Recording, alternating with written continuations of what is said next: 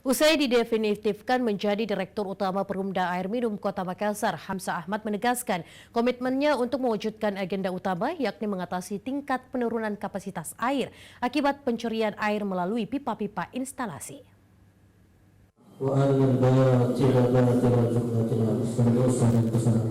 Direktur Utama Perumda Air Minum Makassar, Hamzah Ahmad menegaskan pihaknya segera menindaklanjuti dua agenda utama dalam pemerataan air bersih di Makassar, yakni mengatasi tingkat kehilangan kapasitas akibat pencurian air serta peningkatan pelayanan kepada masyarakat.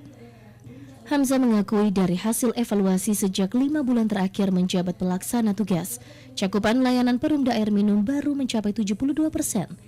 Karenanya, ke depan untuk mencapai target yang ada, pihaknya akan bersinergi dengan berbagai pihak, baik internal maupun eksternal termasuk dengan pemerintah Provinsi Sulsel, Pemkot Makassar, pemerintah daerah yang terkait juga dengan aparat hukum. Upaya-upaya yang kita lakukan itu adalah melakukan komunikasi dan pendekatan dan sekaligus meminta izin kepada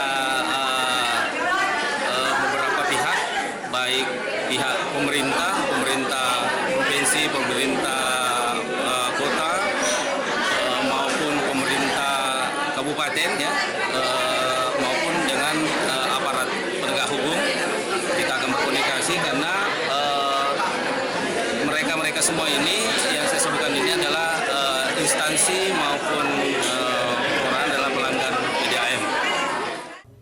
Hamzah menambahkan strategi lainnya yang akan dilakukan dalam menekan kebocoran air, yakni akan memberikan tugas tambahan kepada tenaga baca meter untuk melakukan deteksi terhadap titik yang berpotensi mengalami kebocoran, termasuk melibatkan seluruh karyawan dan tokoh-tokoh masyarakat.